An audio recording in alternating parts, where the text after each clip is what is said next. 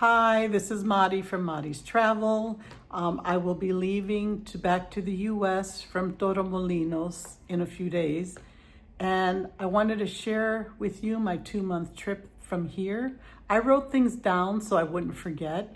Everything was just, I have the good and the bad, but I just wanted to share my experience and everything that happened here while I was here. So let's get started. When I first got here, the city centers, the stores, the restaurants, the beach, the palm trees, everything was just beautiful. The first thing that I noticed when I got here, how clean everything is here. I mean, there's not a speck of dirt, dust, nothing on the ground, not even a little piece of paper, which really surprised me. So that was a nice thing to see. The weather was also great. For winter, it stayed in the 60s, higher 50s, and out of 2 months, it rained for like 5 to 6 days, and not the whole day. It was mostly at night when I was asleep. So when I got up, it was already, you see a little puddle here and there, but it was nothing, extreme. I only used my umbrella one time during one of my bus tours, but it was just sprinkles. When I figured out how to get to the beach, you had to go down 180 steps that were staggered. But though there were a lot of steps, there was also stores and just a beautiful scenery while you were going down. The steps itself was beautiful. There were cobblestone streets and it was just amazing. Potted plants on the wall, that was another thing you could see that a lot, is potted plants on the walls here in Spain. The beach. The beach was beautiful. There were plenty of restaurants, bars, shop along the promenade. One day I saw a Ferris wheel in the very distance, because I had to zoom in on my camera to see what it was, and it was a Ferris wheel. So one day I said, I'm gonna go check and see what that is. Well, by me, I'm gonna check and see how that is. It was like 6.5 or so miles away. So I walked it 6.5 miles away. I got some gelato. it was just a beautiful scenery, view, and all that. I got to the Ferris wheel. It was the Puerto Marina of Medina. The marina was beautiful and had whitewashed buildings and so many boats that were stacked side by side. It was like beautiful. Then I also wanted to share with you, on my way back to the Airbnb I was exhausted. I was really tired by the time I got there in that area. And I said, you know what, I'm gonna take the bus because I'm kind of tired. So when I got to the bus station and it was crowded there, and when I finally got on the bus and got to the bus driver, he told me, no cards. So I was like, oh my God, I left my money at the Airbnb, so I got off the bus and I had to walk it. So I walked another 6 miles back. It was a grueling 6 miles, but I got back when it was dark. So that was interesting. I learned, I forgot I did not put money in my little wallet thing that I carry my phone in. So that was my fault. So something to learn, something to share. But as far as bus tours, I did go on bus tours were great. My first bus tour was the next day that I arrived, and I went to Cordoba day trip, which included the Mosque Cathedral, which is a blend of Islamic and Christian styles, and it was built in 785 AD. It's also a UNESCO World Heritage Site. Beautiful. That Mosque Cathedral is something to see. This is definitely a plus, and you must see this cathedral. It's amazing. I've never seen anything like it. But if you go to Cordoba, make sure you get to this Mosque Cathedral. I'm telling you, it's worth the visit. The next tour that I also went to was Ronda and Seteno de la Bodegas. It was on the same day. Ronda was also beautiful, and it's the birthplace of modern bullfighting, and it has a deep canyon dividing the city. And they also have an 18th century bridge connecting the old and new parts of the city, which was it was very pretty and very scenic. Take lots of pictures there. Now, Centeno de las Bodegas was amazing. It is a small village where the houses are built directly into and under massive rock overhangs, which creates national tunnels and caves. Now, it's a very small village, but it's beautiful. And it's a sight to see. I've never seen anything like it, especially the way the rocks hang over the homes and the restaurants. Something to see. You got to see this. If you go there, you got to see this place. I mean, I've never seen it. If you're into architecture, stop there. Another tour I went to was the Morocco day trip. Now, the Morocco day trip was a nightmare. I would never do it. I would never recommend it. I would rate it a 0 if it had 0 to, as far as reviews go. That's what it would get for me. Now, it was an all day trip, but what happened was the tour guide took us through the famous, market that they have there. We all had to stay in a group. There was no free time, no nothing. We all had to stay together. When we went through the market, it was like a quick walkthrough. If you wanted to stop to buy an orange or whatever, you would lose your group because that's how fast they were walking us through the whole thing. Not the whole thing, but just a portion of it. After we got out of there, he told us there was no place to go to buy like souvenirs or different things like that. So he also stopped at a place, I can't even remember what it was, but we didn't go in any of the buildings.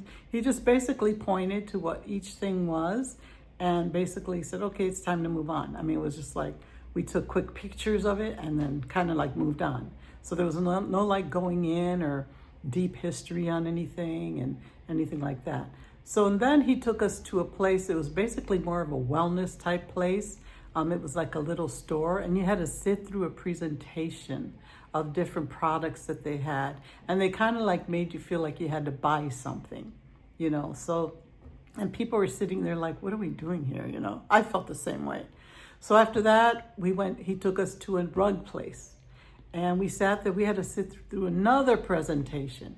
And the guy was pulling out rugs and rugs. And I swear he must have pulled out about 15 rugs. And then he basically told us, what are you guys gonna buy? And we're sitting there like, what in the heck, So the tour guide noticed that we really weren't interested. So he basically was like, okay, anybody that's not gonna buy anything, get up and go out through that door. And he pointed to the door and I swear all of us got up and walked out.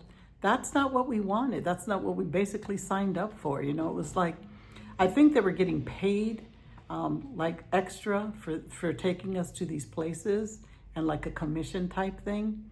The next place he took us to was like a brass place that just had brass everywhere they were selling and different, just different stuff that nobody was really interested in either.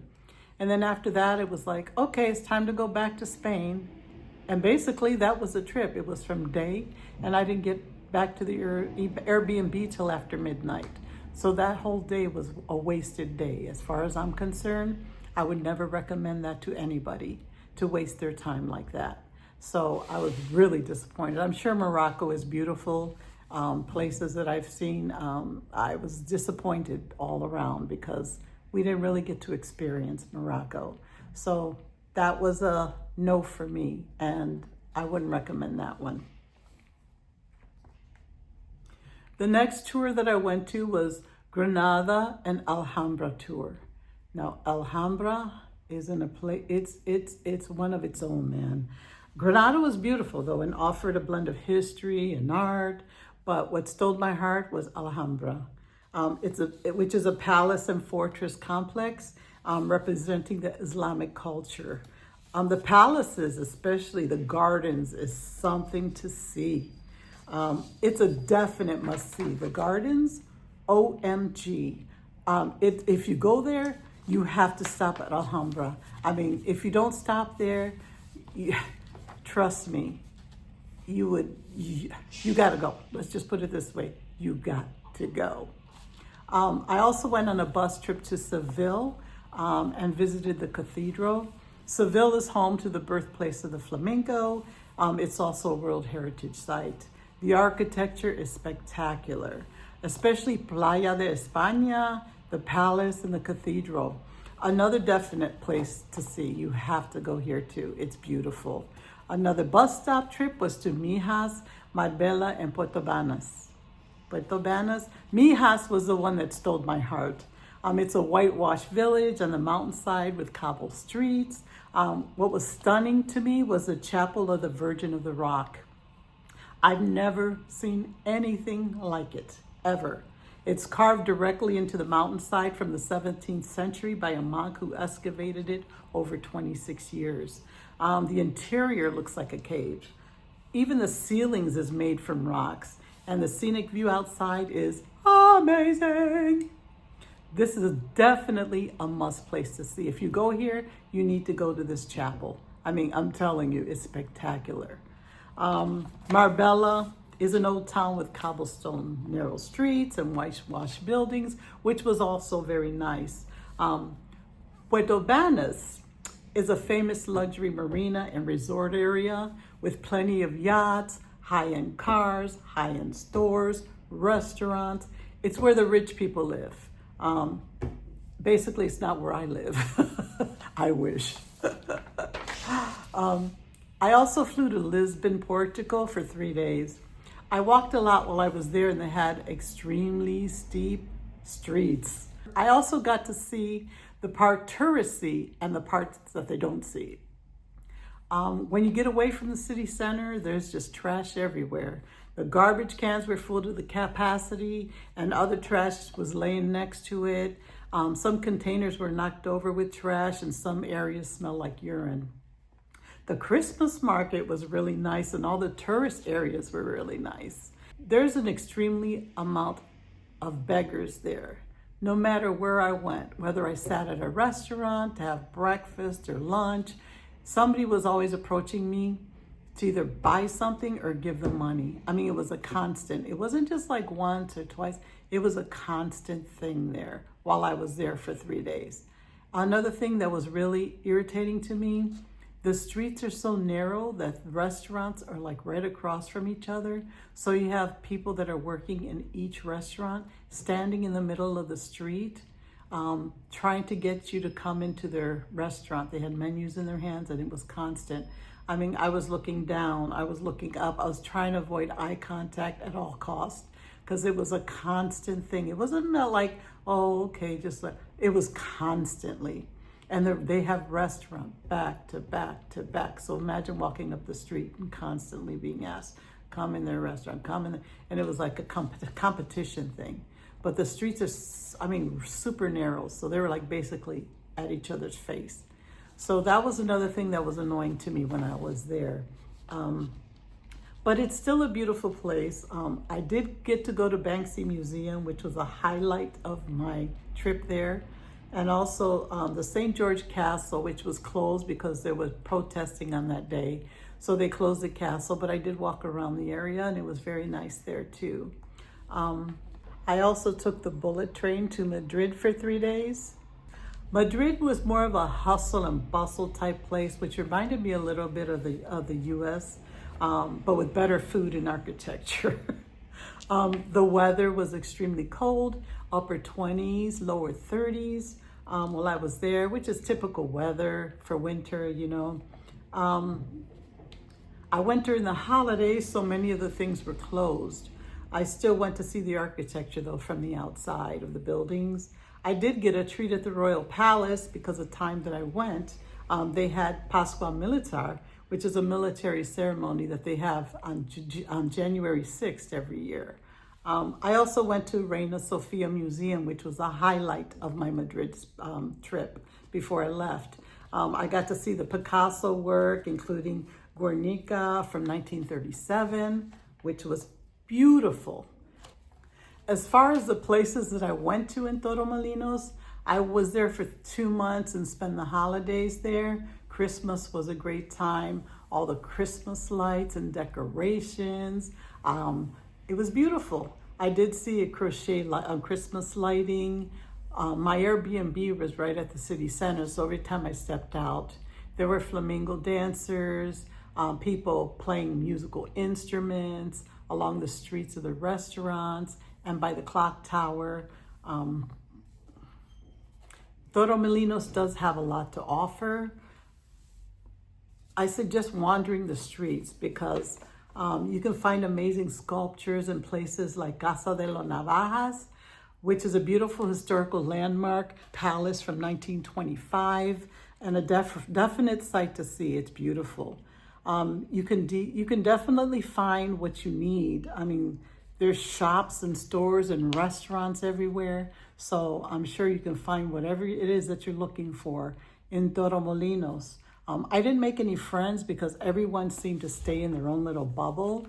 But anytime I stopped somebody to ask them a question like, is this the bus that goes here? Is this the train that goes here? Or, any type of basic general questions, everybody was very nice and smiled and answered my questions. They weren't ever standoffish or, none of that. They were very nice. Apparently, I had read on online Google that in Costa del Sol, Torremolinos is the friendliest place to be. And I have to agree with that. Torremolinos is a very safe place to be. I'm a solo traveler. I've never had any issues walking around during the day or the night. So, I suggest this as a wonderful location spot to come. You can even use it as your hub. So if you want to go to a different country, you can always take the train to Malaga, which is like 22 minutes away, and hop on a plane or whatever, or take the bullet train, whichever, you have a lot of choices if you want to go to a different country or different parts of Spain. So I say definitely thumbs up to this place. It's 10 plus for me as a solo tourist. Some things that I didn't get used to was the food. I'm not big on paella. Some of the seafood like octopus, calamari, squid, also stews I didn't care for. I did like the shrimp and salmon, but my addiction was their pastries. Their pastries are the best I've ever tasted. I could eat that thing all day long. I mean, if I didn't think I would get diabetes, I would be having that for lunch, dinner, a snack. I mean, just everything. The pastries here are to die for. And if you come to Spain, you have to try their pastries, any pastries. I mean, it's just, the thought of it. I think I gained some weight because of their pastries. Another thing that I didn't get used to was the dryer situation. Many places in Europe, they do have washer, but they don't have dryer. They tend to hang their clothes on clotheslines and things like that. The dryers, their washers are also very small. So it was like I was washing clothes like every 3 days. I had to, as far as the drying situation, I was hanging my clothes on the backs of the dining room chairs, on lamps, anything that I could find that air would kind of like go through to dry. It took 1 to 2 days to dry my clothes, and then it just seemed like it was time to wash again. So that was another thing that I was not used to here. I know some places do have dryers, but this one did not, and many do not. The next thing that I didn't get used to was the noise. Since I was in the city center, you could hear people outside talking, laughing, partying, even when the garbage men came in the middle of the night, you can hear that. I'm a light sleeper, so next time that I come and I'm staying like in a place like this, I would definitely bring some ear plugs. And that way it could hopefully drown out some of that noise. And the last thing is the tourist. Though I'm a tourist and have been here for 2 months, some tourists were acting like this was their country. They would take up the whole street to walk and act like you're not even walking in your lane. There's like a coming and the going. Well, the coming towards them, it was like they were all just like walking along the street, like coming towards you, and didn't even act like you were even walking towards them. So it was like a few seconds before they even get to you, they basically have to move because there's nowhere I can move to because you're in my lane to walk, and then they would kind of like go around, and I can see why locals find back way streets and, to go through just to avoid the area, the main city center part, because it could be annoying because some of the tourists are kind of like acting like they belong and you don't type thing. So I've learned where the side streets are to pass tourists, and those were the streets that when I went to the grocery store, that's where the streets that I would cut through so I wouldn't have to deal with tourists. A lot of them were nice, were respectful, you know. I mean, they were carrying on and having a good time, you know, nothing wrong with that. But, you know, it's just like some were not respectful, you know, especially, like I said, during New Year's Eve, which was, I was embarrassed. Let's just put it that way. On New Year's Eve, I was embarrassed, you know, to even be called a tourist, you know. So in my conclusion, for the 2 months that I was here, Torremolinos has changed me as a person for the better. I needed to get away from the U.S. for a while, and I picked the perfect place. Torremolinos will always have a special place in my heart, and I will never forget all my experiences here. I don't want to get too emotional. I have a special shout out to Susanna, my Airbnb host, who responded to all my questions. Some were probably dumb, but she still answered them. She also provided me with a lot of information of what was happening around here and even in Malaga and different places around for the time that I was here. Not only was she an amazing host, but she also treated me as a friend. So that I truly, truly appreciated. Thank you, Susanna. And thank you, Torremolinos, for stealing my heart. Peace.